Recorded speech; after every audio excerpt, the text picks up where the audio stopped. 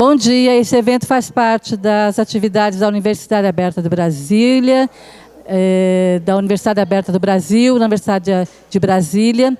Nós estamos fazendo esse primeiro encontro desse semestre com os professores e os tutores da curso de Pedagogia à Distância. Hoje nós teremos uma atividade intensiva, de manhã será a abertura e a minha palestra, que será às 10, em torno de 10h30. À tarde vocês terão encontro com os professores e os tutores, e à noite será feita uma oficina sobre a webconferência. Então, espero que tenhamos todos um bom dia hoje. Passarei agora a palavra à professora Nara. Obrigada. Quem é o tutor? Vamos repensar o papel do tutor, gente. Eu, sinceramente, nunca concordei muito com esse papel, que é um papel que atribui ao tutor praticamente carregar o curso nas costas. Ele não pode fazer isso com R$ 765. Isso não é culpa do tutor, isso é culpa do sistema, que não dá ao professor a possibilidade, muitas vezes, de poder fazer o papel que ele tem que fazer como professor. Não estou dizendo que tutor não é docente, não vou entrar nessa discussão, entendeu? Que essa é uma outra discussão, mas eu penso que tem que se repensar o papel do tutor. Existe uma possibilidade real de aumento da bolsa, depois desse estudo nacional que vai ser feito da relação tutor-aluno. Foi dito isso claramente nessa reunião. A bolsa realmente pode aumentar, mas é preciso repensar o sistema, repensar o papel do tutor, para que possamos melhorar a bolsa do professor, melhorar também, e a bolsa, a tendência da bolsa é acabar. Uma outra novidade que vai acontecer, eu já disse isso aqui, às vezes é um pouco da tendência, quando você está acompanhando uma área, você percebe o rumo que as coisas começam a tomar. E eu já disse várias vezes, o Sistema Universidade Aberta do Brasil vai mudar a lógica do financiamento. O financiamento já virá agora na matriz da universidade. Ele vai vir numa rubrica própria chamada 20RK. Vai caber à universidade, a partir do seu projeto institucional, fazer a gestão dos cursos à distância. A tendência é o Sistema Universidade Aberta do Brasil ser visto exatamente como ele é, como um fomento à oferta de cursos à distância, não a uma universidade. Não aquela história, eu já falei aqui, não é um curso UAB, é um curso UNB, não é a pedagogia, é uma pedagogia da universidade, da faculdade de educação. É assim que tem que ser encarada, é assim também que se caminha nacionalmente. Recentemente, vocês devem ter acompanhado que o Conselho Nacional de Educação se reuniu para rever o marco regulatório. O marco regulatório da educação à distância está sendo revisto justamente nesta perspectiva. Que perspectiva é essa? De que a educação à distância nas instituições públicas de ensino superior sejam integradas organicamente nas unidades acadêmicas. Que não tenhamos um núcleo de educação à distância, mas que tenhamos um curso à distância no mesmo compasso, na mesma estrutura do presencial. Que o professor possa disponibilizar para poder dar aulas, que essa carga horária seja significativa e representativa na sua carreira docente, que o tutor tenha o seu reconhecimento e o seu papel devido. Então, eu penso que mais do que reivindicar hoje o espaço da tutoria, é rever o papel da tutoria, para daí sim reivindicar o espaço. Que espaço é esse? Se for o espaço da docência, tem que mudar, a lógica do sistema tem que mudar. Tem que abrir concursos que sejam temporários, específicos, para que vocês assumam o papel de docente. Não existe tutor-professor, porque professor é professor nesta universidade. Ele faz concurso público e entra. O que não impede que o tutor entre também. Agora, qual é o papel do tutor, então? É a de professor? Então, tira o professor. Já não é esse um pouco o papel? Então é isso que tem que se pensar. É só para assinar e ter o conteúdo? Ou é efetivamente para exercer o papel, que é, se você for comparar com o presencial, é muito sério. Porque no presencial é um professor para 40 alunos e um monitor que ajuda. Morreu, deu. No à distância você tem o tutor, um para vários alunos, às vezes, dependendo do curso, a condição muda. Qual é o papel e envolvimento efetivo desse professor? Se ele não consegue ir a um polo presencial dar uma aula, por conta da atividade presencial que ele já tem, então vocês entendem que é um momento de repensar? É o momento de repensar. Eu acho que assim, o desafio maior seria esse. Eu tenho certeza absoluta que pela qualificação de todos vocês, pela formação de todos vocês têm todas as condições de apresentar sugestões, da gente começar a pensar e refletir, sair um pouco dessa zona de conforto de um modelo que não vai acontecer mais. Este modelo esgota-se neste ano, com a entrada dos próximos recursos. Entendem o que eu quero dizer? Esse modelo está esgotado. Quando o dinheiro chegar, nós já vamos ter que repensar. E aí talvez não seja o modelo que a gente tem em mente.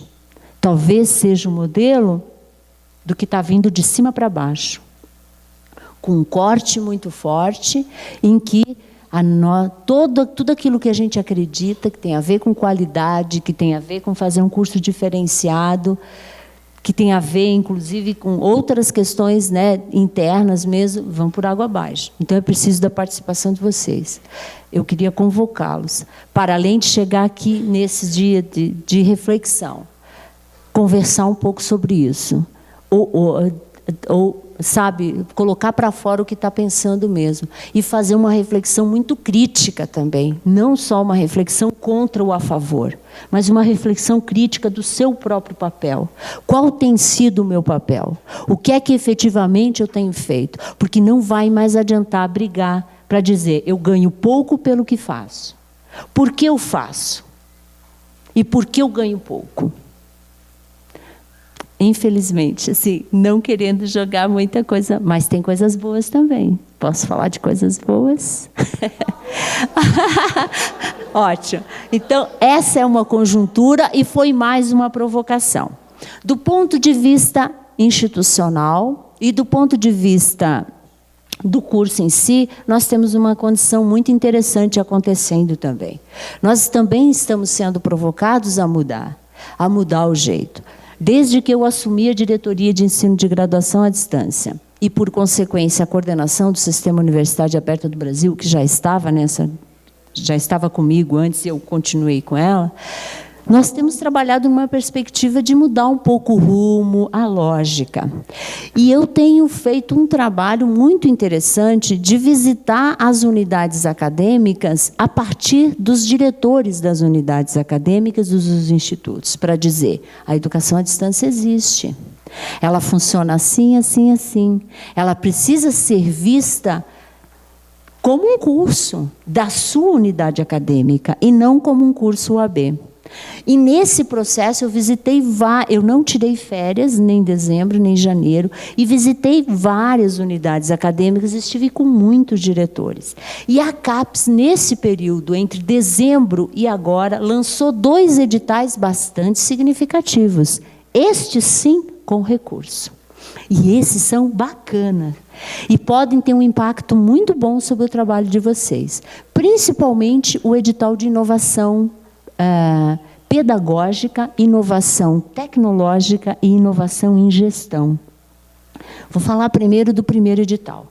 A CAPES lançou em dezembro, infelizmente no dia 19 de dezembro, o que me impediu, inclusive, de entrar em férias, um edital para novas ofertas de cursos, novos polos e reofertas.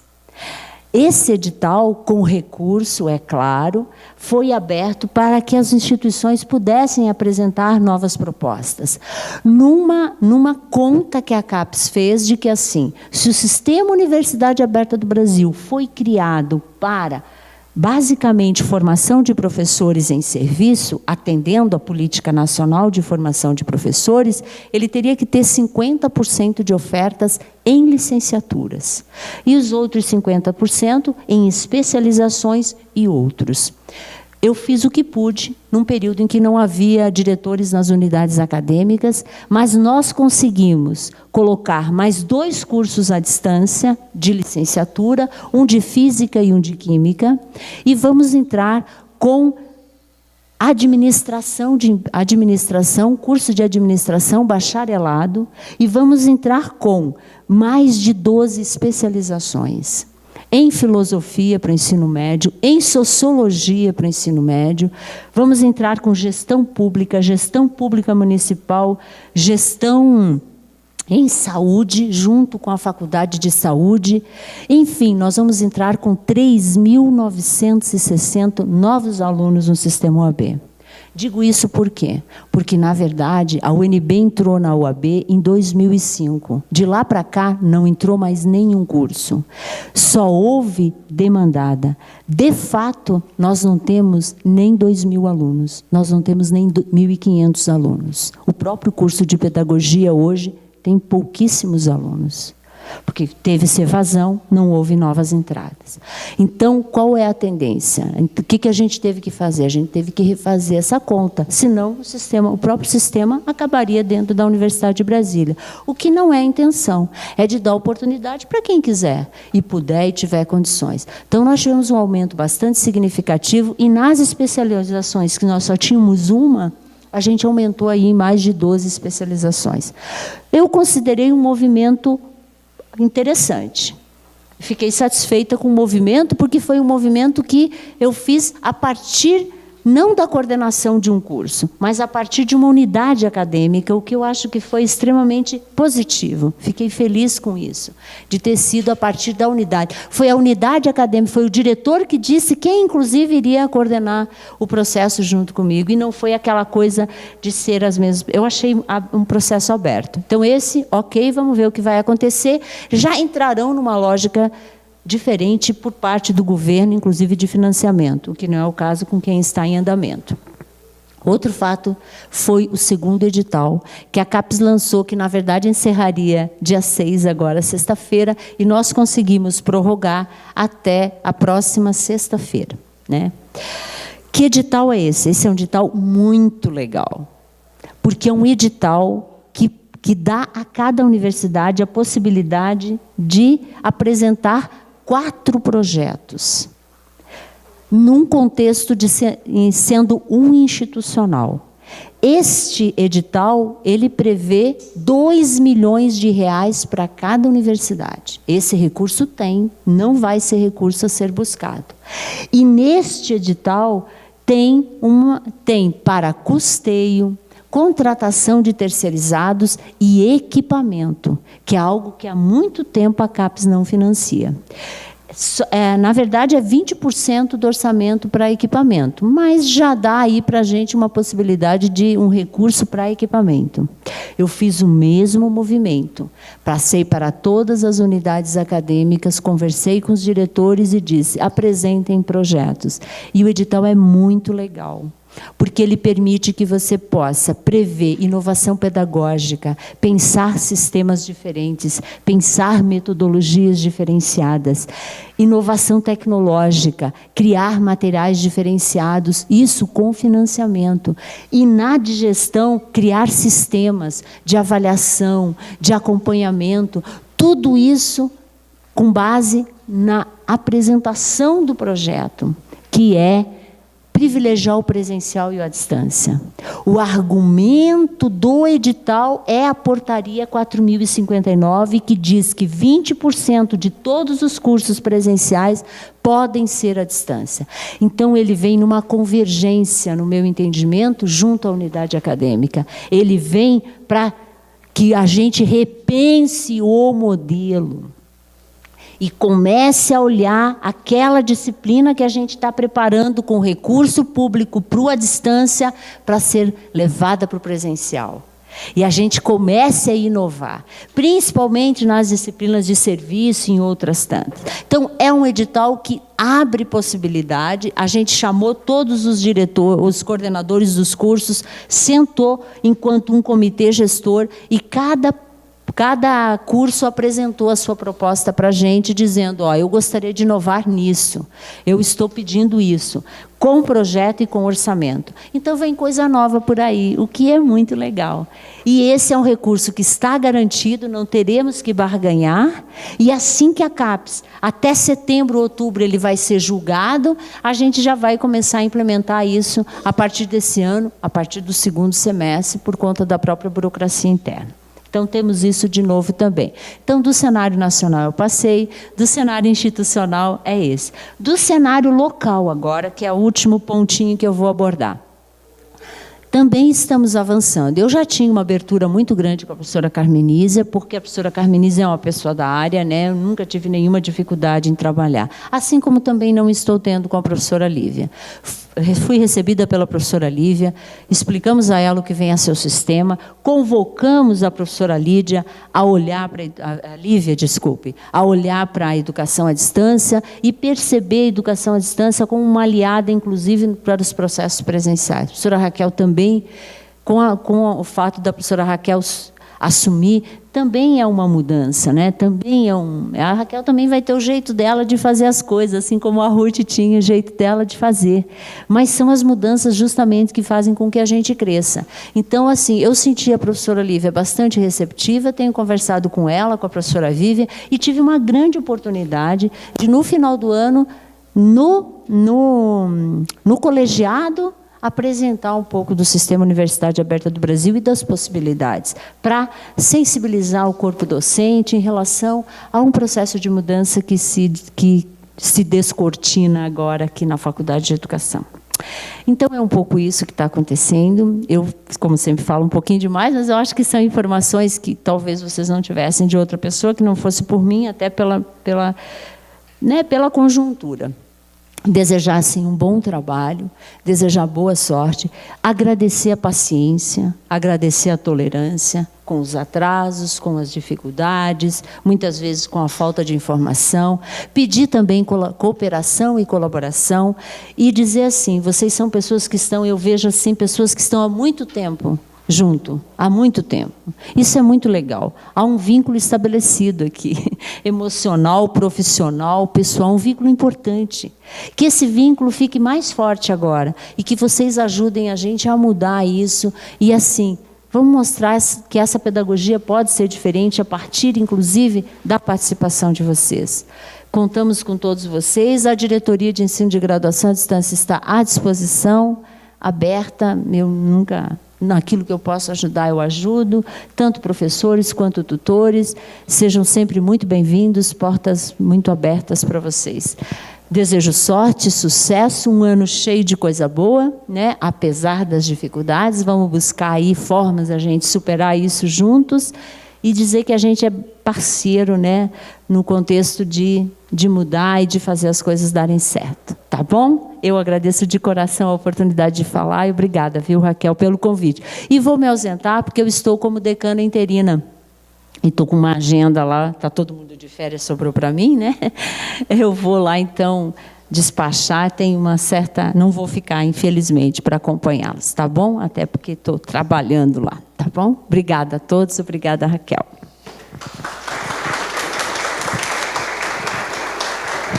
Muito obrigada, Nara. Boa sorte. Bom trabalho.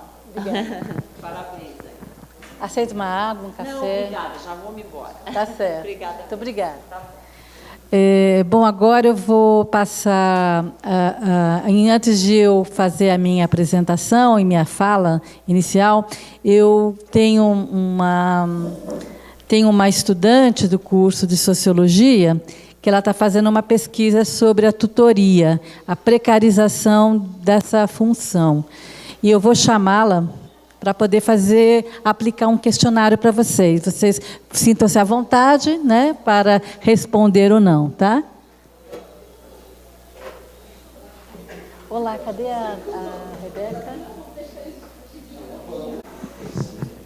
A professora Nancy, a coordenadora de tutoria, quer dar uma palavrinha com vocês. Bom dia, meus colegas que sejam colegas tutores, colegas professores. É um prazer enorme estar aqui com vocês. Desejo a vocês muitas felicidades nesse trabalho. E a questão da provocação em termos de... A situação está difícil, mas a provocação está sendo feita para as pessoas certas. Nós, educadores, estamos acostumados a lidar com as dificuldades. Talvez nem sempre a gente propõe e escolhe a alternativa viável e correta. Mas, na medida do possível, usamos a nossa criatividade e o nosso conhecimento das situações existentes para propormos alternativas e buscarmos a superação das problemáticas que vão ocorrendo no nosso dia a dia. Isso faz parte da nossa vida de educador. Mais uma vez, então, vamos atender essa convocação e vamos trabalhar em prol da educação brasileira. Bom, eu gostaria de colocar para vocês as minhas preocupações em relação ao tutor. A professora Nara já colocou a questão aí de tutor, professor, que não é esse tipo de discussão que eu quero entrar. Eu gostaria de dizer a vocês que eu considero extremamente relevante a função de vocês, a função de cada um que está aqui presente, do professor, do tutor, da coordenadora geral, da coordenadora pedagógica, das secretárias. Todos são importantes, todos desenvolvem papéis importantes nesse contexto. Mas a tutoria exige muito da nossa parte. Exige em termos da questão do nosso modo, da nossa fala, que se dirige a alguém que não está perto de nós. Então, é muito importante que nós tenhamos ética nessa fala, que a gente lembre, não apenas do conhecimento em si, mas que esse conhecimento é composto também do nosso modo de ser, do nosso comportamento, das nossas ações, das nossas atitudes, das nossas habilidades, etc., e que nós estamos nos relacionando com o outro, que é um ser humano, tanto quanto nós. Então, essa questão de estabelecer uma relação ética no nosso discurso é muito importante nessa relação de mediação de vocês com... Já ouvi? Sim. A função de mediação na tutoria. Então, a questão da fala é muito importante. O que a gente escreve, o respeito ao próximo, respeito ao outro, além de estar ensinando, passando aquilo que nós devemos passar, não podemos esquecer desse nosso comportamento ético. Tá? É muito importante. Então, e não esqueçam da emoção. Nós nos aproximamos cada vez mais do nosso colega que está lá ao outro lado, à medida que a gente também coloca a emoção. E lembrando Paulo Freire, o professor tem que ser amoroso. Então, o tutor tem que ser amoroso, além de ser disciplinado. Claro e evidente que nós temos o que fazer, tem estabelecido as nossas funções. Tá? Eu vou passar a palavra, devolver a palavra para a professora Raquel, porque nós temos a grata satisfação de termos aqui a professora Lívia, a nossa diretora. Obrigada, Nancy. Então, a professora Lívia chegou e ela vai dar as boas-vindas a vocês. Bom dia, professores, professoras, tutores, tutoras. Um prazer enorme ver vocês aqui para o nosso ano, 2015. Professora Raquel Moraes, à frente da nossa UAB, da Faculdade de Educação. Professora Nancy chegando com essa tarefa. Vejo nessa plateia pessoas da mais renomada condição pedagógica, da mais qualificada condição educacional, né? Nosso professor Carlos Lopes aqui também, sentado, doutorandos, mestrandos, professora Ana Paz, né? Professora Luzia, outros me desculpem aqui, né? Não lembrar o nome, mas sei que pessoas que trabalham conosco há muito tempo. O que nós desejamos? Um ano profícuo de trabalho, que a nossa pedagogia continue o trabalho de qualidade que já vinha sendo feito. A nossa Faculdade de Educação, historicamente, tem avançado o trabalho no âmbito da tecnologia, né? Nossas pesquisas educacionais mostram que um dos grandes problemas da educação à distância no Brasil é quando ela está à distância da tecnologia. Então, nós queremos aproximar essa formação não somente das tecnologias, mas, sobretudo, fazer com que não haja distância dos conteúdos de qualidade. E vocês que aqui estão presentes hoje têm um papel importante neste trabalho. Do ponto de vista da gestão, né, do ponto de vista da direção da Faculdade de Educação, nós envidaremos todos os esforços para que o trabalho de vocês seja o mais bem sucedido possível, né? Então, a desejar que vocês tenham todas as condições para fazer o trabalho que vocês desejam fazer e que nós estaremos aqui à disposição. Então, é uma saudação, né, de boas-vindas e de abertura do semestre. E desejar a vocês um bom trabalho. E parabenizar a professora Raquel, né, pela iniciativa do evento e desejar que vocês tenham, inclusive, uma jornada de trabalho muito boa, porque é um dia inteiro de trabalho, né? Muito obrigada. Obrigada, professora Lívia. Bom, então agora eu passarei a palavra à Rebeca, que vai, antes de passar o instrumento, né, o questionário, fazer algumas palavras iniciais. Olá, pessoal, bom dia a todos e a todas. Meu nome é Rebeca, eu sou mestranda em Sociologia aqui na UNB, sou professora de Sociologia do GDF e atuo como tutora na UAB na Educação Física. Eu estou desenvolvendo uma pesquisa sobre condições de trabalho dos tutores inseridos no sistema UAB-UNB.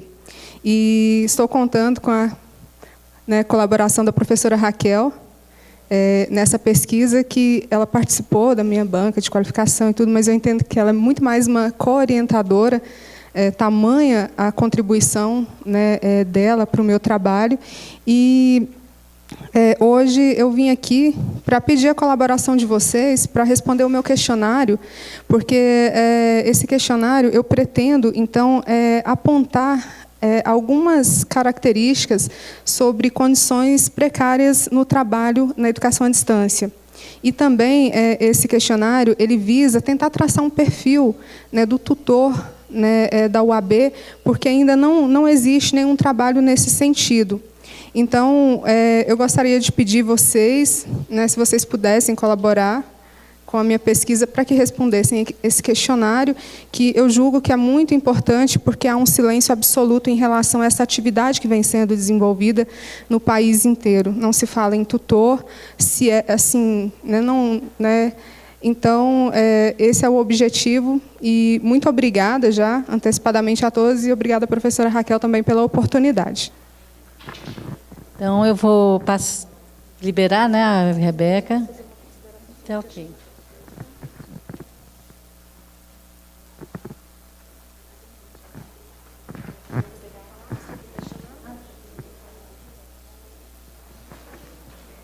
Tudo bem, gente? Bom dia. Meu nome é Isabela.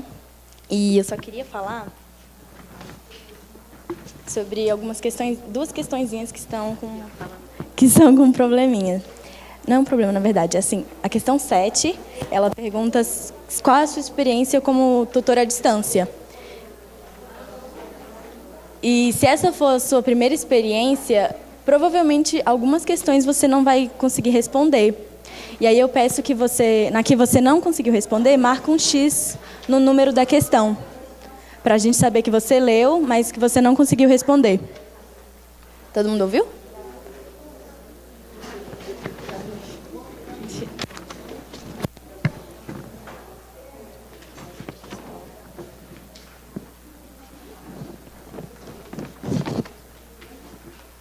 A questão 34 também, ela é um gancho para as próximas 3 questões. Então, se você nunca foi para nenhum polo para participar de encontro presencial, você não vai responder as três próximas questões. E aí você pula para 38. Está informando no questionário, mas só para deixar claro.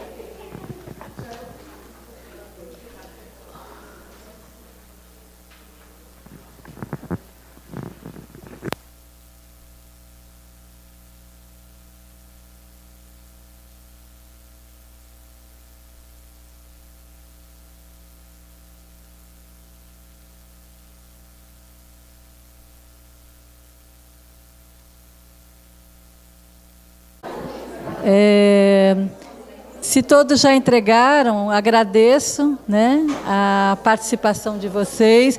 Tem mais alguém aqui para entregar? Então vamos logo.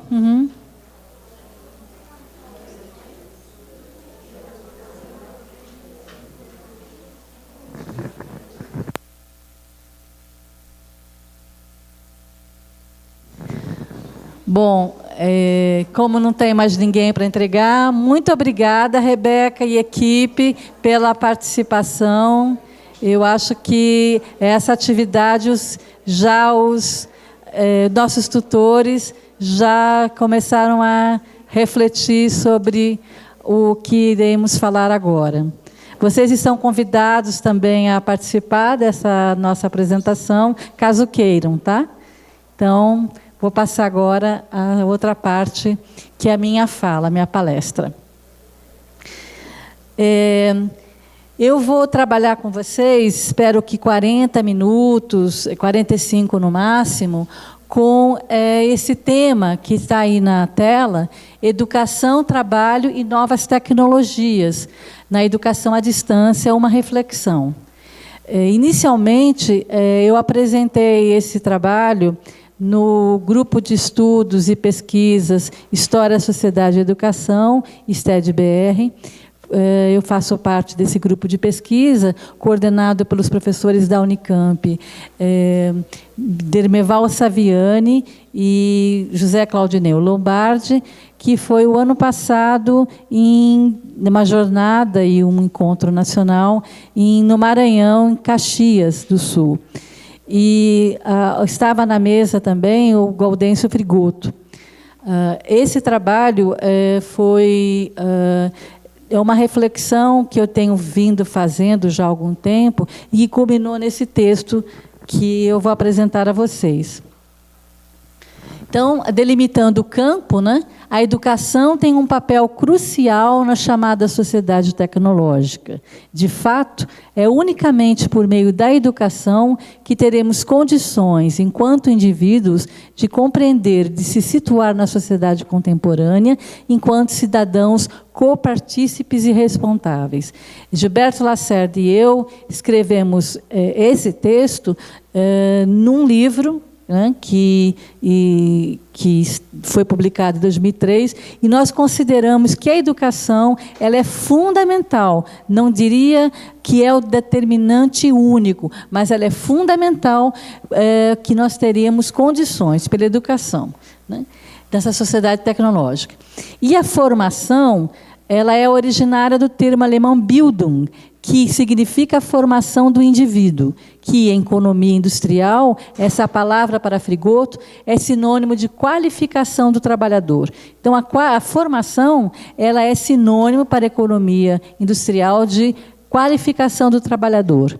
Em Marx, o conceito de qualificação implica em concebê-la como um conjunto de condições físicas e mentais que compõem a capacidade de trabalho ou a força de trabalho despendida em atividades voltadas para a produção de valores de uso em geral. Então, a qualificação para Marx é a produção de valor de uso, né? O valor de uso é tudo que o homem produz e que tem alguma utilidade. No valor de troca, teoriza Marx, já é o que vai entrar no mercado. Então, eu produzo um produto e troco no mercado por um equivalente chamado dinheiro. Então, o dinheiro é o equivalente que estabelece a troca entre as mercadorias. No valor de uso, não se tem troca. A qualificação seria isso. Em relação às novas tecnologias de informação, em relação a essas, né, tanto Frigoto quanto a Irato, Saviani, a Belloni, entre outros, argumentam que essas tecnologias têm demandado novas competências dos trabalhadores. Dessa forma, a educação tem sido desafiada a se posicionar, tanto teórica quanto praticamente. Segundo Irata, a produção no regime de acumulação fordista baseia-se na fabricação em massa de bens padronizados mediante o uso de máquinas especializadas não flexíveis e com trabalhadores semi-qualificados. Então, a imagem que vem à mente é exatamente essa do Charlie Chaplin, da linha de montagem. Então, essa linha de montagem é a que caracteriza o regime de produção capitalista de massa, não flexível, né, que é uma produção em série e qualificada.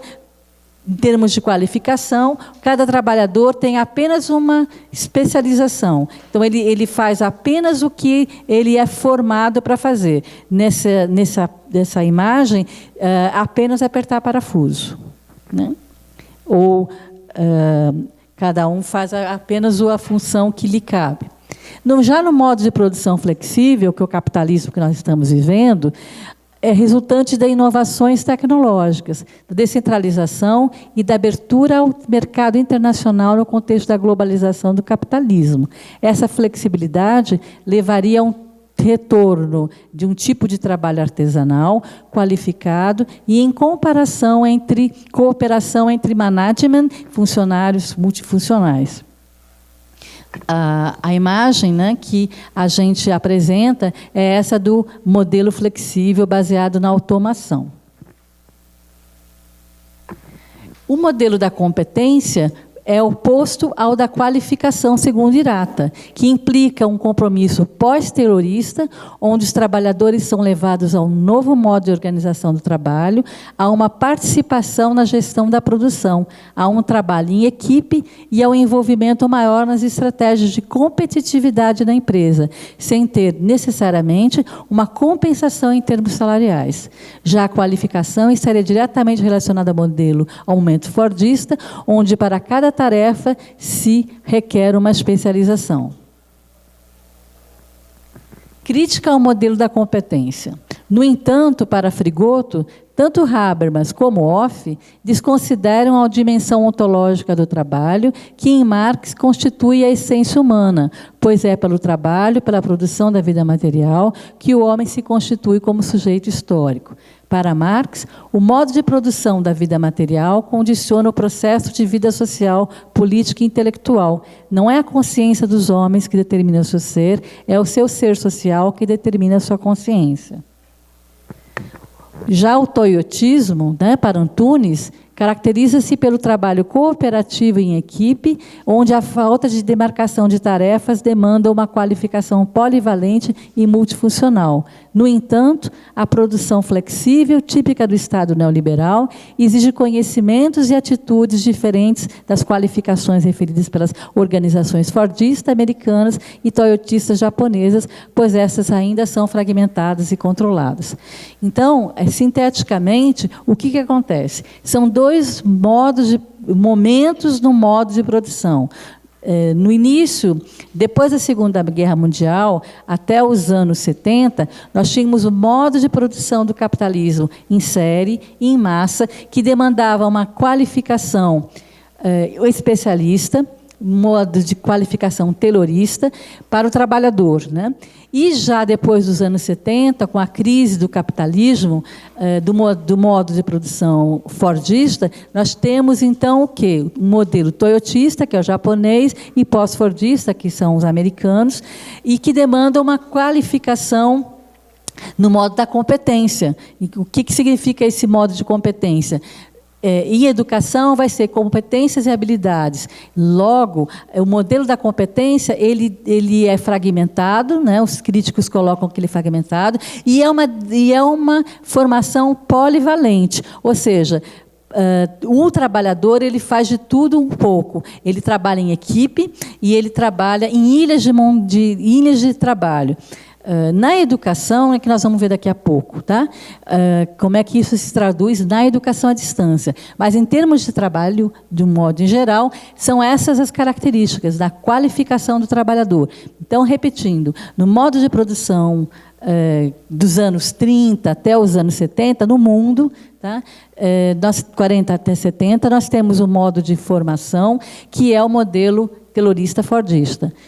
Especialista. E depois dos anos 70, nós temos um modelo que é o modelo polivalente, que é o modelo das competências, que é o trabalhador que faz de tudo um pouco, né?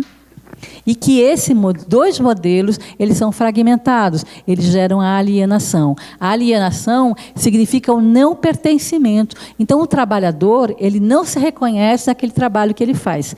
Ele se separa. Enquanto, no modo de produção antigo, né, que era lá da Idade Média, antes de entrar no capitalismo, os trabalhadores se organizavam em guildas, eles selecionavam o material. Por exemplo, né, eles iriam fazer uma carruagem, eles planejavam a carruagem, eles se reuniam em equipe, eles planejavam a carruagem, faziam o desenho da carruagem, depois eles iam pegar os materiais, a madeira, a roda, depois eles faziam a carruagem, depois eles vendiam a carruagem. Então, eles faziam o quê nas guildas? Eles faziam um trabalho cooperativo. Depois do capitalismo, quando entrou o capitalismo, em 1840, que o trabalhador ele foi desalojado das suas terras e das suas guildas, e foram trabalhar para um capitalista, né? Então, eles passaram a fazer parte de uma lógica, de uma engrenagem que eles não mais se pertenciam. Eles estavam subordinados, tanto fisicamente como formalmente. É uma subsunção formal, real e formal, ao gerente, né, ao dono da fábrica naquele momento. Hoje, no capitalismo flexível, nós temos uma sociedade anônima. Ninguém sabe quem é mais o patrão. O patrão é o céu, né? Logo, as regras não são estabelecidas por eles, né? Eles seguem as normas, como era na antiguidade, nas guildas, que eles faziam as normas. No capitalismo fordista e no pós-fordista, eles não fazem mais as regras. As regras são impostas, né? Diferentemente, um pouco do modelo pós-fordista, que eles estabelecem algumas regras, né? No modelo pós-fordista, que é o polivalente, eles trabalham em equipe, mas, mesmo assim, eles não ficam com o lucro do trabalho. Na Toyota, no Japão, os trabalhadores eles não trabalham mais em linha de montagem, eles trabalham em ilhas de excelência. Então, chega um carro para eles montam todo o carro, estabelecem metas de qualidade, mas o resultado não fica com eles. Eles continuam recebendo um salário e trabalham por produção, por contrato de gestão. Inclusive, o Bresser Pereira, na reforma do Estado, do Fernando Henrique Cardoso, colocou para as universidades essa lógica racional pós-fordista de contrato de gestão. Então, as universidades passaram a cumprir contratos de gestão. Então, as universidades passariam a receber, que houve uma grande reação do movimento sindical, e, em parte, isso foi evitado, mas outra parte não. Nós trabalhamos por contrato de gestão. Talvez seja isso o que venha vindo por aí. Tá? O contrato de gestão significa isso. Produção em números. Você só recebe, quer dizer, a gente vai ficar como, né? Vamos ficar, é uma reflexão.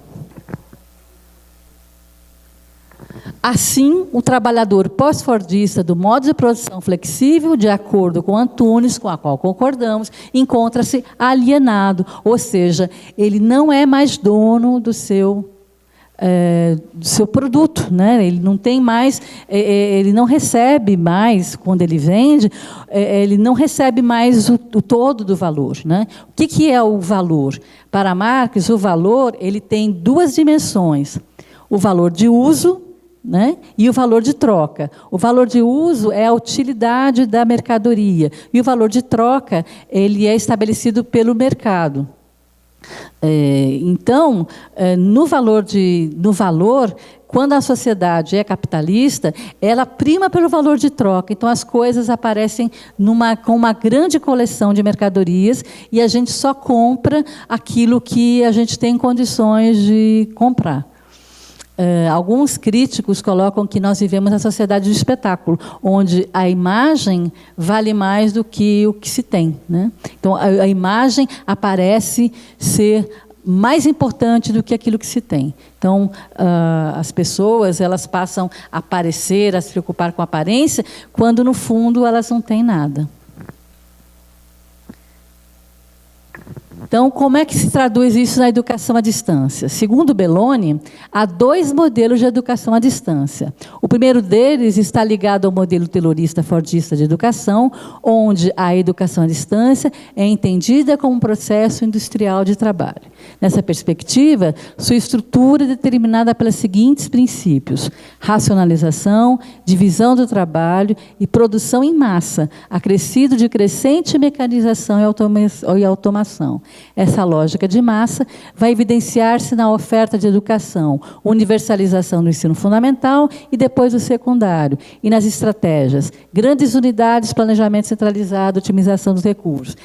É mais ou menos o que nós temos na educação à distância, o modelo de educação à distância hoje vigente. Quer dizer, a Universidade Aberta do Brasil tem todo um sistema altamente hierárquico que vai desde o Ministério da Educação, os seus gestores, passando pelos gestores da universidade, passando pelos gestores do curso. Então, a tutoria é um elo, depois tem um coordenador de curso, que é o outro elo, que é o que é responsável por tudo, o supervisor, o professor conteudista. Então, essa lógica hierárquica é o modelo que está presente. É o modelo fordista de produção do conhecimento em EAD. Aplicada à organização de sistemas de EAD, as estratégias fordistas sugerem a existência de um provedor centralizado de âmbito nacional, fazendo economia de escala, o que implica um controle administrativo e uma divisão de trabalho intensa. Na comunicação em EAD, a ênfase está na produção do material e no material produzido.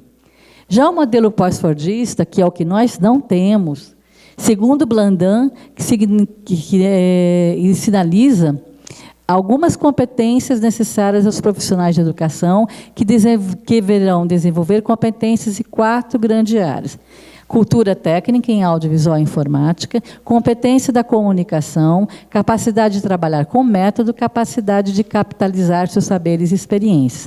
Então, é um outro modelo. E a minha hipótese é que nós não vamos caminhar para esse modelo, nós vamos caminhar por um Frankenstein aí, porque a nossa situação é muito frágil em termos teóricos, tá? Para caminhar para esse modelo, porque esse modelo é um aperfeiçoamento, inclusive, que nós vamos ver que o modelo que eu estou supondo, que eu estou teorizando, ele está longe de ser visualizado no discurso político, que é o próximo que eu vou apresentar. Então, quais são as críticas a esses 2 modelos? As empresas mudam a qualificação pela competência e nas escolas procuram passar do conhecimento das disciplinas de conhecimento para o ensino de competências referidas a situações determinadas. E, a partir de Marx, Saviani teoriza que ser produtivo não significa apenas produzir mais mercadorias, mas criar valor de troca, isso é mais-valia. Então, o valor de troca, a mais-valia, o lucro, é o que importa para esse modelo das competências, que é o que nós não vamos, né, para a minha hipótese, caminhar. Porque a educação, nesse país, nós não temos uma pátria educadora. Nós temos o quê? Uma pátria sem educação. Não é? Porque o que acontece no dia 2, segundo a nossa própria gestora colocou? Cortaram 7 bilhões das universidades. Quer dizer,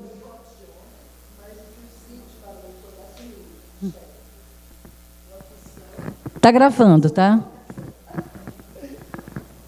Então, sobre essa questão da pátria educadora, Raquel, eu fiquei muito preocupada quando o nosso ministro, né, Cid Gomes, que não tem uma tradição em educação, ele retoma a questão da vocação. É preciso ensinar com amor, com vocação, mas Paulo Freire já dizia isso e fazia a crítica. Não é só a vocação e o amor, mas é também a profissionalização, né? E que entra toda essa questão que a gente precisa retomar em relação às questões educacionais, né? A qualificação permanente e, ao mesmo tempo, o método de trabalho. Isso só vem com pesquisa, não dá para criar método sem você fazer pesquisa. E cadê a condição de fazer pesquisa, o financiamento para a educação? Então, são coisas que realmente preocupam a gente. Então, eu concordo contigo que a gente vai viver um modelo de transição, né? Não diria que seja um Frankenstein, mas um modelo de transição, né?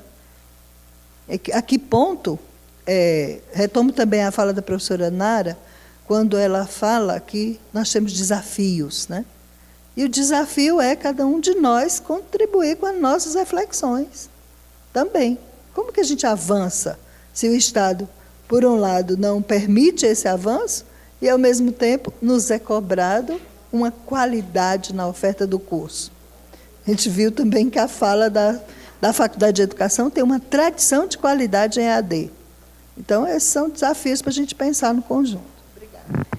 Obrigada pela parte, Ana, nossa coordenadora pedagógica, que está sempre atenta. Assim, para a Saviani, desde os anos 90, que nós não conseguimos escapar do neotecnicismo, que se faz presente, alimentando a busca da qualidade total na educação e com a penetração da pedagogia corporativa enfocada nas pedagogias das competências. Então, a pedagogia das competências é que estaria à luz, né, desse modelo polivalente, que é criticado pelo Saviani e pelos teóricos críticos.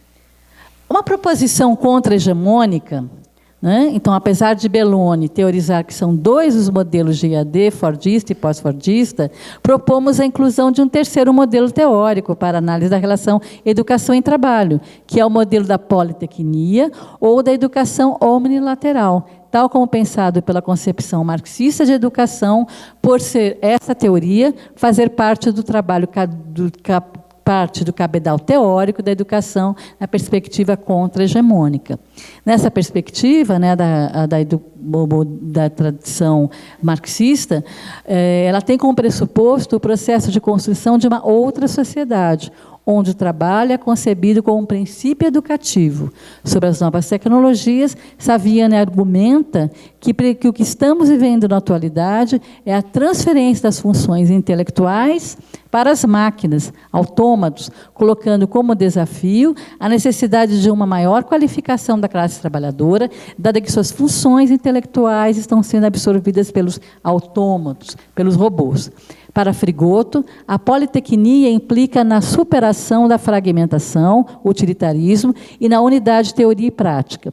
Exige uma nova função social da escola, isso porque o saber politécnico se situa na perspectiva do desenvolvimento de todas as qualidades humanas no processo de superação das relações sociais de alienação e de exclusão.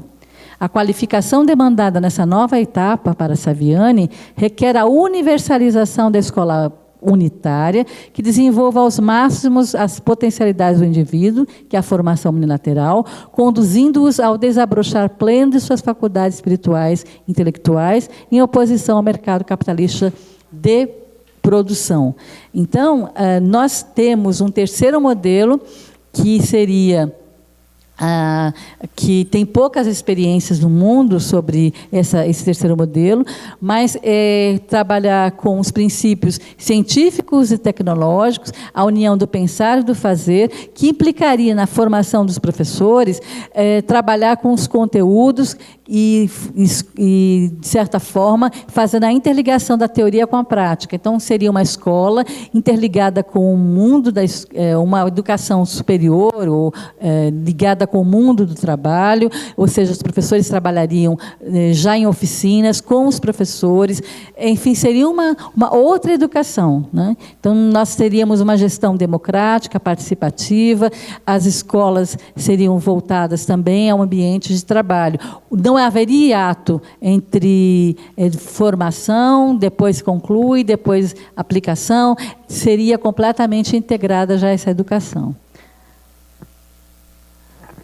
No entanto, né, Gilberto Lacerda e eu alertamos que a análise de diferentes estudos sobre essa temática sugere que qualquer que seja a configuração futura da sociedade, a intervenção do indivíduo enquanto cidadão participativo e determinante, determinante em seu meio social, continuará dependendo de sua posição no sistema produtivo. Ou seja, é fundamental o local da produção que o indivíduo está, vai depender da sua inserção nessa sociedade. Para eles, né, não há nenhum indício de que a sociedade tecnológica emergente será mais justa, mais prazerosa, mais democrática, mais igualitária.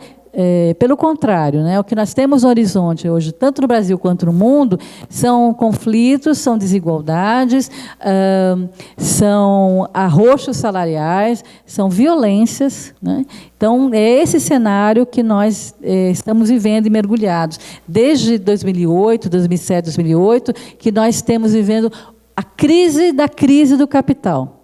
Então, é esse cenário que nós temos vivido. Então, a não alienação, Saviano, é claro, demandar uma formação tecnológica do tipo politécnica, não alienante, que explicite o caráter não humano das tecnologias, salientando a necessidade de explicitar os princípios científicos e tecnológicos que as orientam. Então, nós não temos as condições materiais e físicas para colocar o substituto do ser humano na máquina, porque é um fetiche isso, né? Nós temos que trabalhar a máquina como meio, e como meio, né, que seja não material alienado, seja não alienado, como ocorre nos cursos à distância, está praticado na atualidade. Então, e nós corremos também o risco de não termos recursos para fazer os encontros presenciais. Como é que vai ficar essa questão da comunicação? Webconferência? Mas qual é o risco de que os alunos vejam isso como um fetiche? Como é que a gente vai planejar os nossos encontros presenciais sem correr esse risco? Né? Vocês vão ficar hoje à tarde, já com os professores das suas disciplinas, e vocês vão começar, em primeiro lugar, vocês vão saber, em conjunto com eles, para que polo vocês vão. Depois, qual é que a disciplina for organizada, porque todos já planejaram as suas disciplinas. E vocês vão ser chamados também a dar sugestões. E aí, vamos colocar, como é que vai ser se não vai ter encontro presencial? Porque no encontro presencial, a humanidade, a relação humana, a comunicação primária, como é teorizado, acontece. Na tecnológica, a educação, a comunicação é secundária. E o risco da fetiche é maior. Então, como é que vocês vão evitar o fetiche da comunicação? Né? Porque isso é um risco. É uma possibilidade, mas é um risco também nisso. E quando não se tem recursos para viajar, como é que fica? Então, são desafios que vocês estão sendo chamados pela situação econômica que está posta à nossa realidade de UAB. E não só de educação, mas de UAB.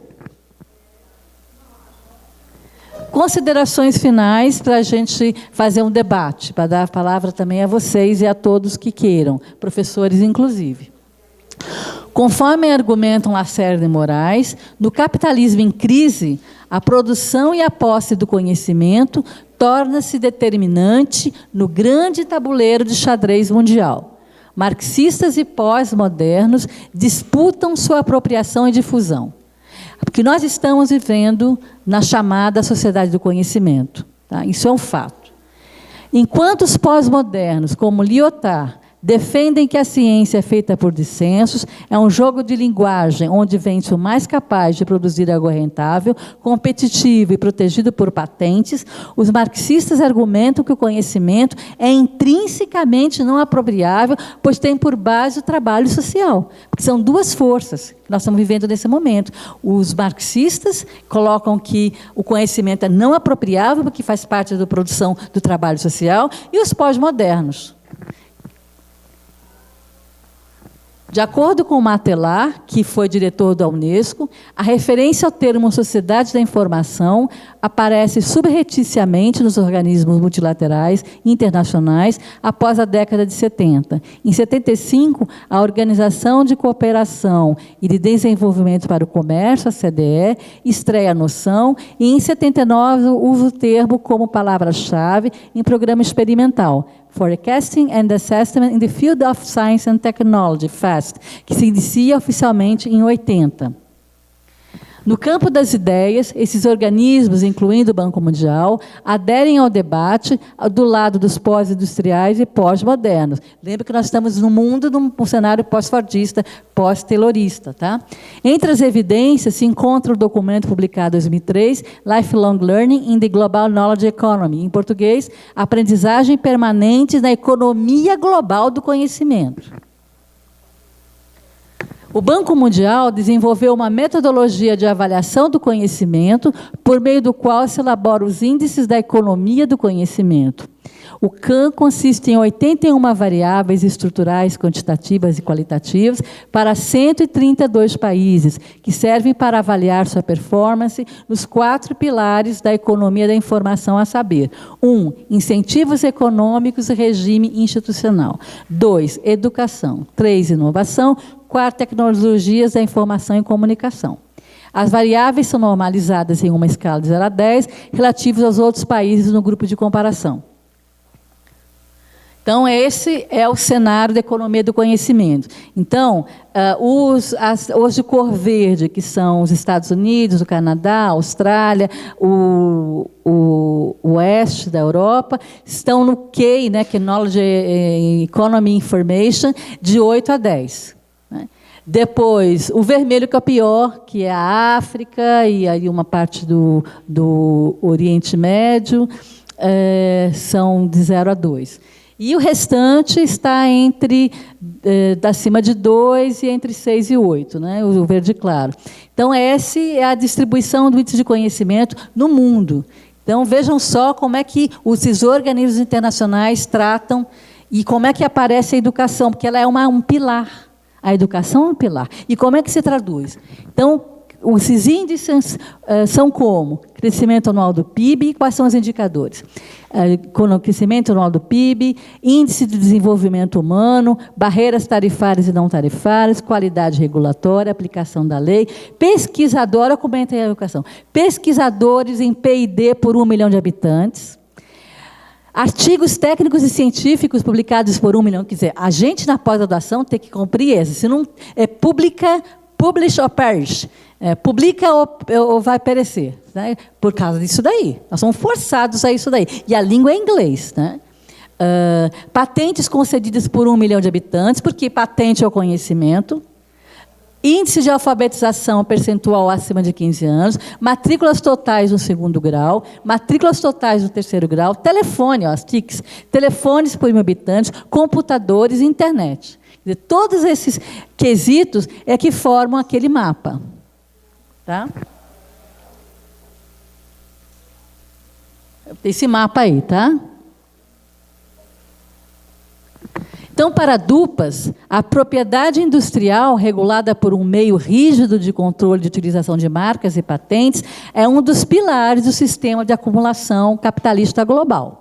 Esse controle rígido utiliza-se intensamente das instituições internacionais, como a Organização Mundial do Comércio, Banco Mundial e Fundo Monetário Internacional. Mas, paradoxalmente, começa o questionamento sobre o peso dos custos envolvidos em ações defensivas dessas grandes corporações. Então, é claro que há uma reação né, a ação dos organismos internacionais, mas, por outro lado, começam a haver ações trabalhistas, enfim, porque não é tranquilo, né? Na nova lógica do poder mundial, o componente estratégico fundamental é o controle da tecnologia de ponta.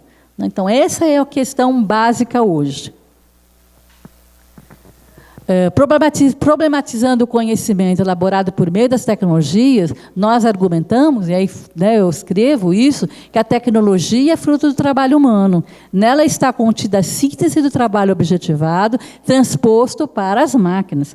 A tecnologia não é outra coisa senão um trabalho intelectual materializado, dando visibilidade ao processo de conversão da ciência, potência espiritual, em potência material, traduzida e protegida por patentes e direitos autorais, que tem mantido, como assentado por Saviani, Dupas e Metsaros, a hegemonia da classe social que detém o capital na sociedade. Então, nós precisamos transformar, com uma proposta contra-hegemônica, que é o que eu tenho, a minha reflexão que eu gostaria de compartilhar hoje aqui com vocês, como fazer uma educação à distância contra-hegemônica, a partir dessa concepção de tecnologia como trabalho intelectual.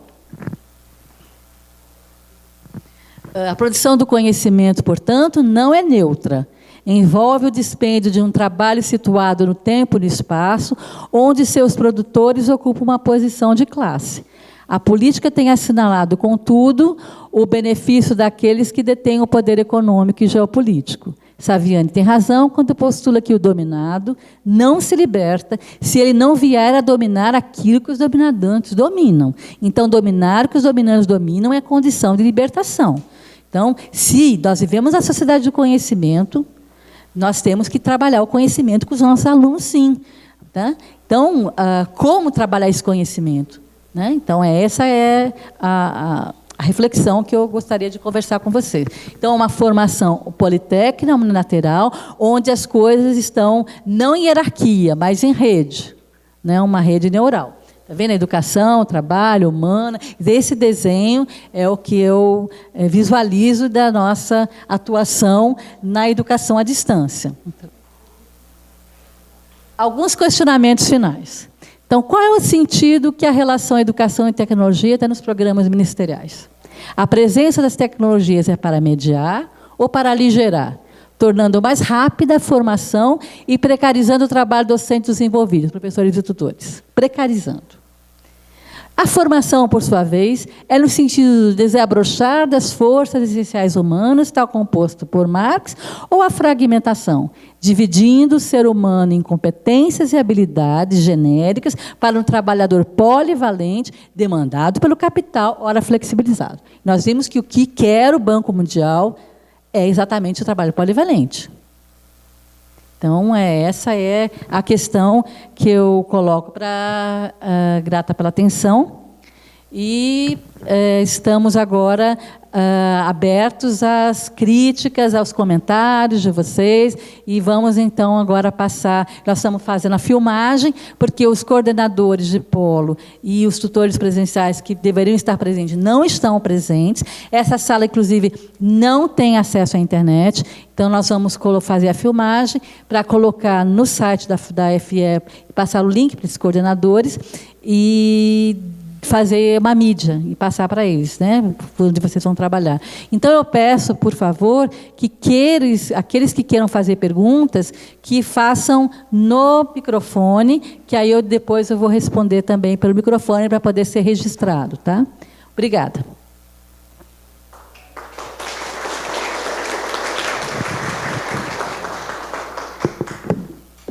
Então, quem gostaria de começar, abrindo aqui a nossa discussão?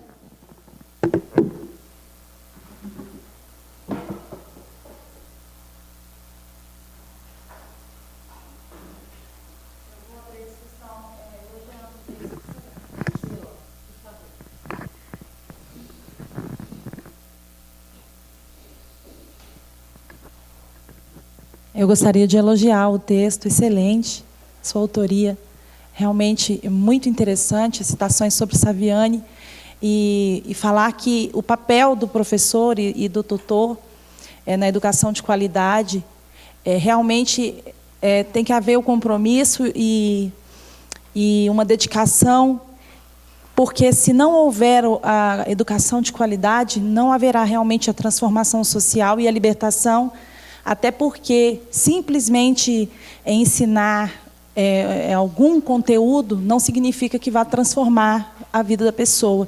E, enquanto professores e tutores, nós precisamos lutar para a transformação, para que aconteça. E a oportunidade de transformação perpassa pela educação de qualidade. Sem educação de qualidade, nós vamos manter as coisas como estão. E a transformação é necessária e é urgente. Pessoas em todo o Brasil precisam de oportunidades e essas oportunidades só virão com a educação de qualidade de fato. Excelente o texto.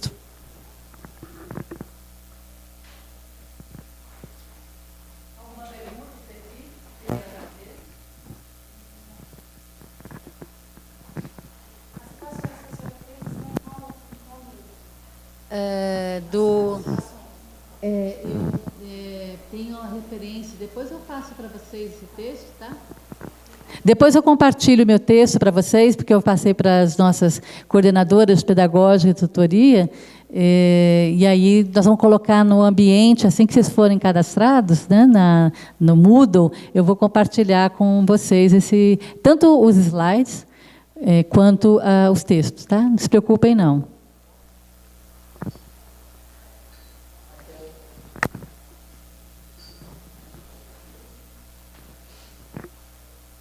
Bem, eu sou Carlos, aqui da FE.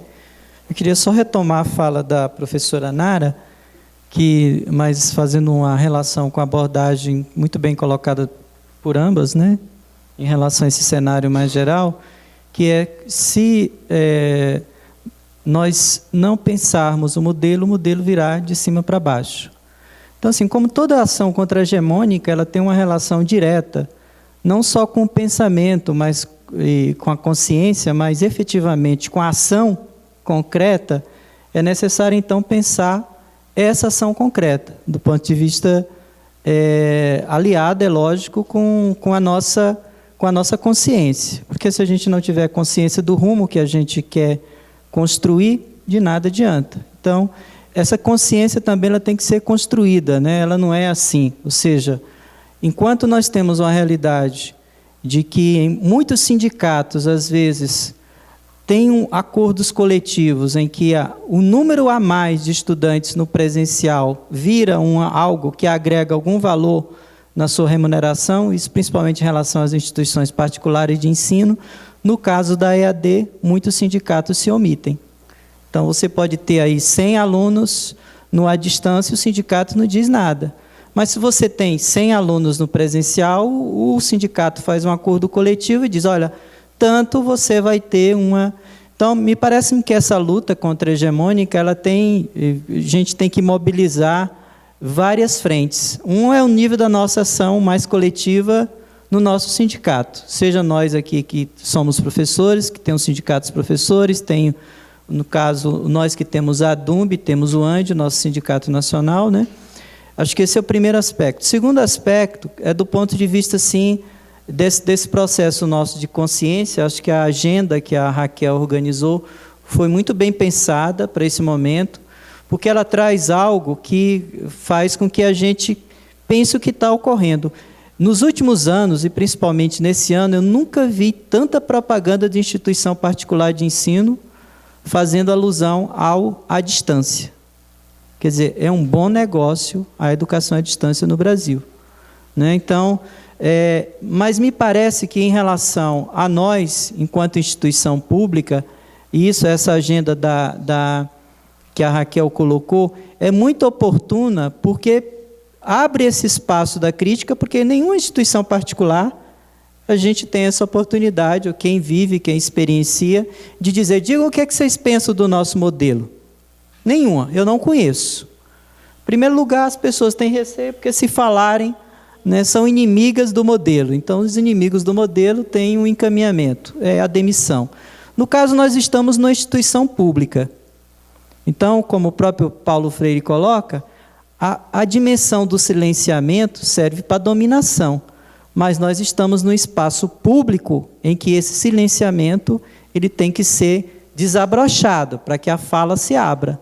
Mesmo que nós tenhamos aqui essa condição temporária de passar um ano no programa e, quem sabe, voltar ou não no ano que vem, mas me parece que é um chamamento de um compromisso público, de construir um Estado democrático, efetivamente, e que aponte para a qualidade da educação. Mas não é só uma qualidade com conteúdo, com webconferência muito bem feita, mas é um comprometimento do ponto de vista político.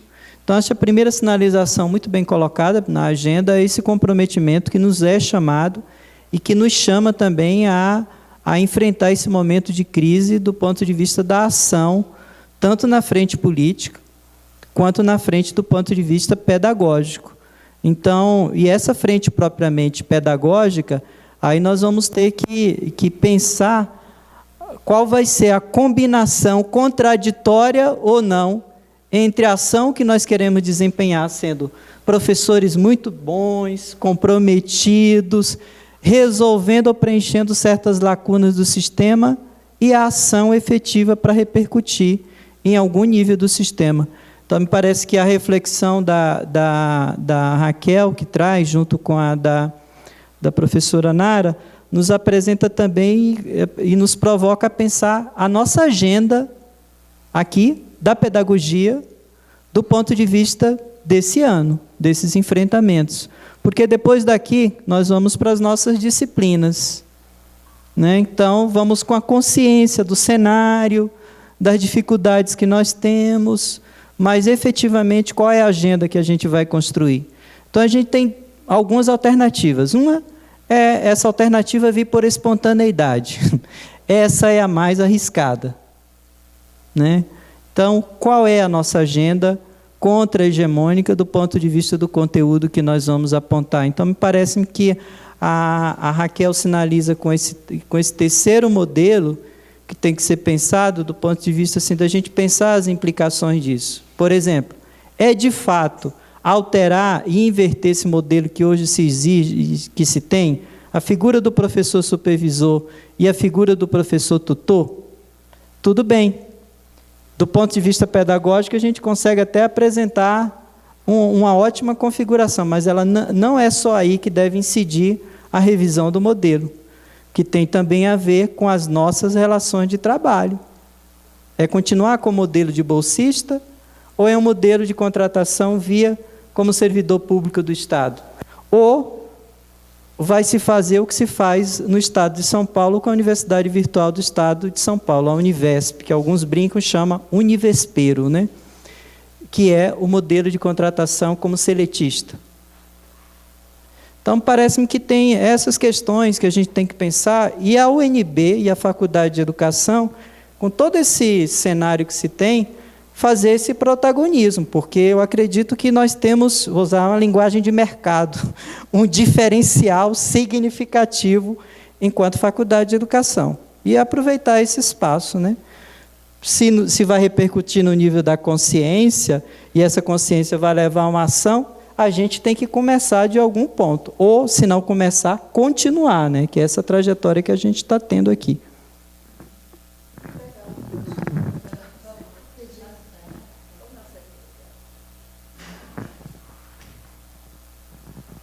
Então, como sempre, o professor Carlos dando suas contribuições provocativas e que fazem a gente refletir e se movimentar no sentido de não só pensar, mas também concretizar alguma coisa.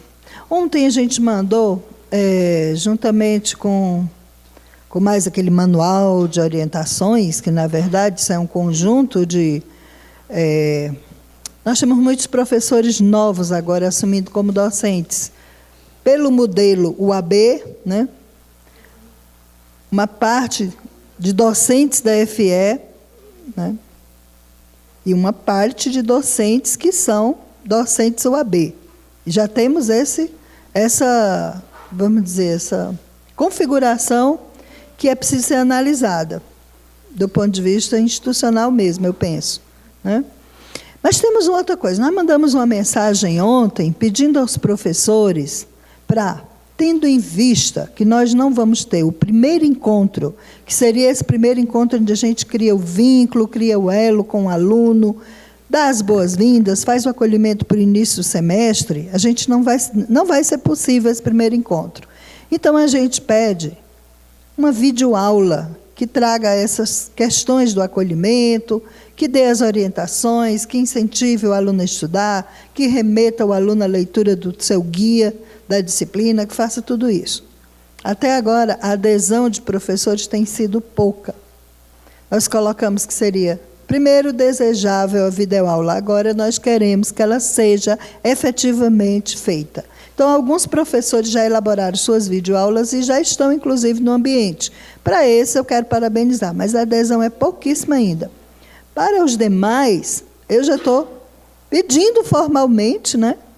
A gente ainda faz parte de um modelo hierárquico, mas, quer dizer, primeiro a gente convida o professor para uma adesão.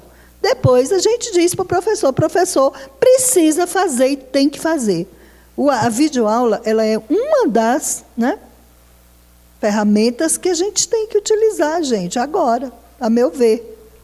Porque a webconferência nem sempre funciona. Eu sei que vocês estão acompanhando a situação de um dos nossos polos, que é Brasileia, né? O polo só está aparecendo a cumieira. E a gente fica com o coração apertado, porque a gente sabe que pelo menos 50% dos nossos alunos, a informação que a professora Raquel obteve ontem, a gente estava junto quando foi feito o telefonema, esse contato com o polo, 50% dos alunos estão desabrigados, perderam as casas. E alguns talvez nem voltem por conta da Defesa Civil interditar. Então, são colegas professores que estão passando essa situação. Nossa formação no Acre ela é destinada, o maior perfil de aluno nosso é o professor que já atua, né? E que está fazendo a formação. Então, essa é a situação de Brasileia. Chapuri está um pouquinho melhor. É possível que a gente comece com as turmas de Chapuri funcionando normalmente, mas Brasileia já sabemos que não, né? E aí, se vocês receberem aquela mensagenzinha pedindo para flexibilizar, deixar os módulos abertos, vocês já vão entender que existe todo um contexto que a gente precisa para isso. Tem professores que vão abrindo os módulos, dão um prazo, ao findar o prazo, eles fecham os módulos, né? Esse é um modelo que a professora Raquel já se referiu anteriormente, que a gente viu no modelo tecnicista, né, o modelo fordista, você vai dando prazo, se os prazos não são cumpridos, nós vamos fechando e tirando a condição. Claro que tem que ser analisado caso a caso, a gente também não pode generalizar, vou deixar aberto e o aluno faz quando quiser. Nós até temos uma disciplina que funciona assim. Uma das disciplinas todas no curso todo funciona dessa forma. É aberto desde o primeiro dia, o aluno pode postar do primeiro até o último dia, né? Então, a gente vai acompanhando cada professor na forma que ele se organiza para essa disciplina. E aí, essa reunião de hoje à tarde ela é fundamental entre professores e tutores, que é justamente para que a gente possa fazer, a partir dessas reflexões que já têm sido feitas agora nessa manhã, né? A professora Raquel coloca para a gente um desafio enorme, como construir um modelo contra-hegemônico. Eu estou me perguntando aqui o tempo inteiro, como a gente pode fazer isso? Porque esse como, ele envolve ações concretas, né? O como é uma palavrinha que remete à atividade, à estratégia, ao saber fazer, né? Esse como. E é o como que é posto para a gente. Webconferência, nós temos um problema sério em relação à webconferência. Temos alguns tutores presenciais que não conseguem utilizar um Hangout, um Skype, eles não sabem como fazer isso.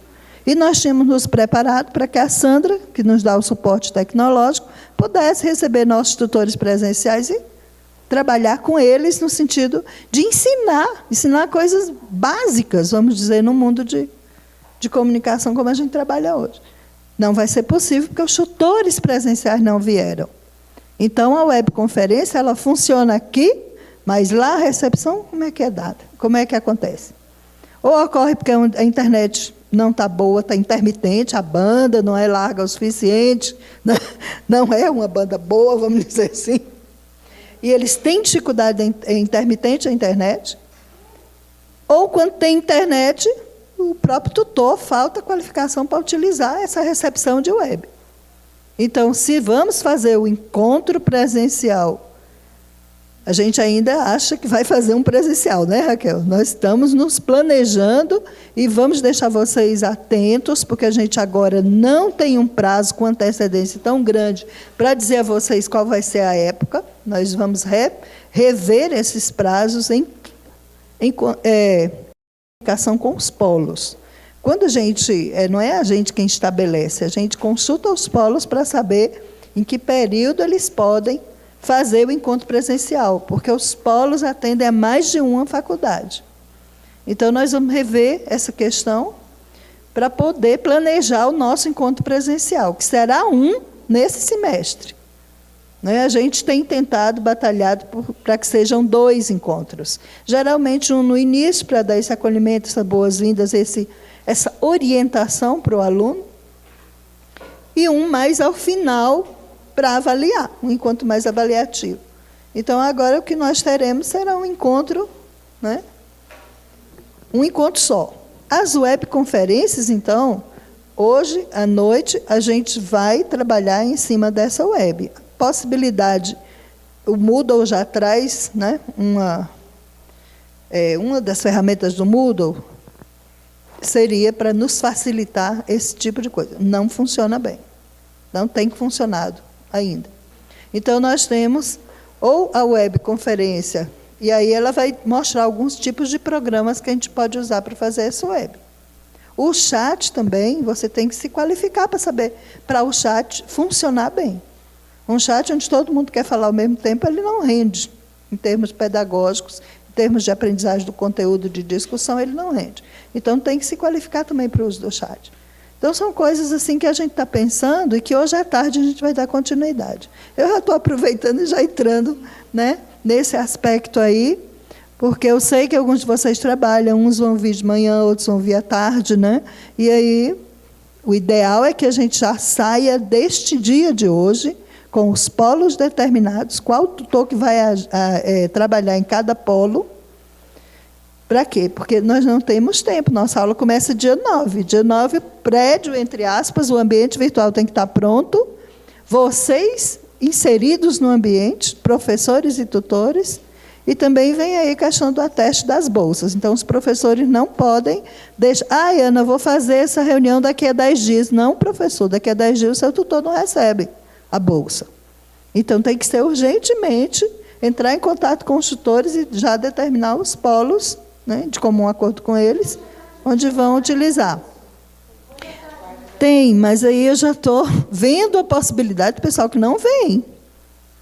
A minha preocupação é essa, Consuelo, efetivamente, entendeu? Agora é de manhã.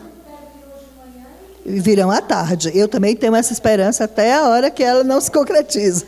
E a gente volta a ter o problema novamente, Então, antes que eu passe a pensar só em questões, para a gente não perder também a essência do debate, eu queria socializar também já a palavra. Para ver se mais alguém quer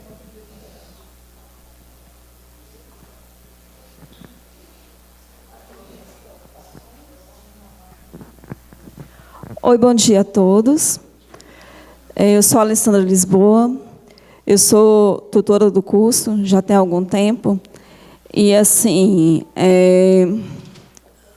quando eu entrei aqui, eu encontrei alguns colegas, já falei que eu estava bastante sentimental em relação à situação dos estudantes do Acre. Eu e o colega tutor Agilson trabalhamos com as turmas do Acre, desde as primeiras disciplinas, e nós conhecemos bastante a situação dos nossos estudantes, as condições de vida e de trabalho desses estudantes. E, infelizmente, os tutores presenciais não estão aqui, nem os coordenadores dos polos, para que eles possam até falar qual é a condição deles. Então, enquanto agente social, enquanto educadora, eu me sinto no dever de falar um pouquinho sobre eles e sobre essa condição terrível que eles estão vivendo agora. Pois bem, quase todos, praticamente todos, são professores que trabalham 60 horas. São professores que trabalham na zona rural. Alguns trabalham na zona rural da Bolívia. E são professores e estudantes que estão sem casa e sem o trabalho. Então, amigos, professores supervisores, coordenadores, professores tutores, vamos ser sensíveis com esses estudantes, porque eles vão retornar, eles estão recomeçando a reconstruir suas casas, sua família, sua vida, e eles vão retornar desmotivados. Então, vamos ser sensíveis na acolhida desses estudantes. Muitos vão pensar em desistir, porque se já estava difícil antes, pelas condições que eles têm de internet precária. Só para saber, eu estive em Chapuri e, quando chove, telefone não funciona. Nenhuma internet, nada. Não funciona mesmo. Eu tentei ligar para o Polo de Brasileia para dizer que eu estava pronta, o carro poderia me pegar, e não tinha nenhum meio de comunicação na cidade. A cidade estava desligada com o mundo. Isso numa simples chuva. Imagina nas condições que eles estão vivendo agora, de enchente, de cheia. Chapuri também está feia a coisa, professora Ana. Lá também está feia a coisa. Então, assim, vamos ser sensíveis mesmo, vamos cuidar da questão da acolhida, vamos nos mostrar presentes, para que a gente não deixe essa questão da evasão crescer, para que a gente não permita que esse nosso estudante, que é um educador, que são professores, que lutam bastante, desistam do curso. Então, por favor, é esse meu apelo que eu faço, e meu amigo Gil também, ele conhece bem a realidade desses estudantes, e ele é solidário. Nós fazemos esse apelo: sejam bastante acolhedores, para que nós não deixemos esses estudantes perderem essa grande oportunidade da formação do curso de pedagogia da UNB. Obrigada.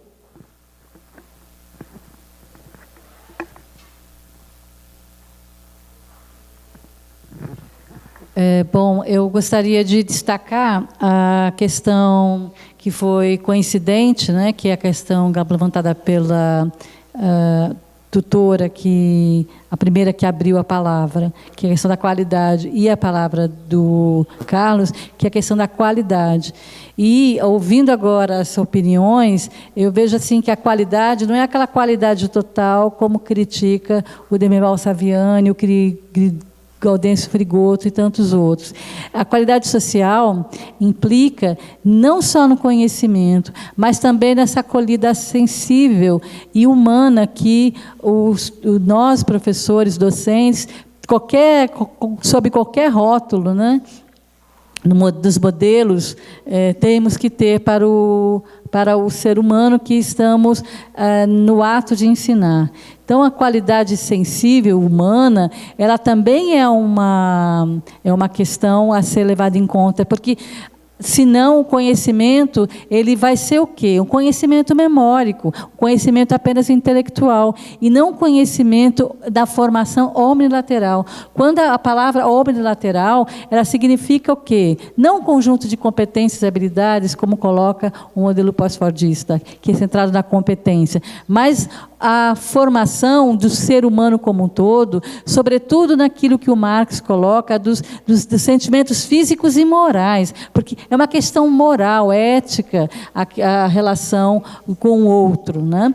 Então, é necessário também ter essa escuta sensível, como coloca a Barbier, para que a gente tenha uma atividade de docência online muito presente. E uma outra dimensão, que foi um desafio aqui, que foi corroborado pelo Carlos e que foi detalhado por ele, inclusive, é que dimensões do projeto contra-hegemônico que nós precisamos apresentar para o DEGD, ou seja, para a professora Nara, para poder levar para as instâncias deliberadoras, né? O que nós vamos pensar com esse curso, né? Podemos desenhar isso hoje à tarde. Eu não gostaria de encaminhar um silêncio, né? O silêncio desse curso de pedagogia.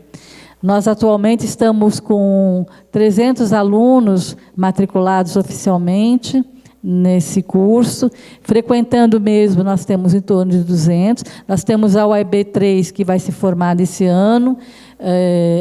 ficarão remanescentes o AB4, mais a AB4. A AB4 ela contempla os polos do Acre e os polos do Centro-Oeste, Cavalcante, Guaricariranha e Goiás Velho.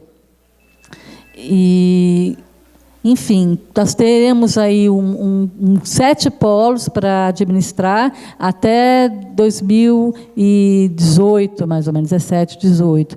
Nós estamos de bom tamanho, porque, como foi colocado, nós temos que ter uma qualidade do curso de educação, né? Então, é necessário que nós tenhamos uma formação contínua, né?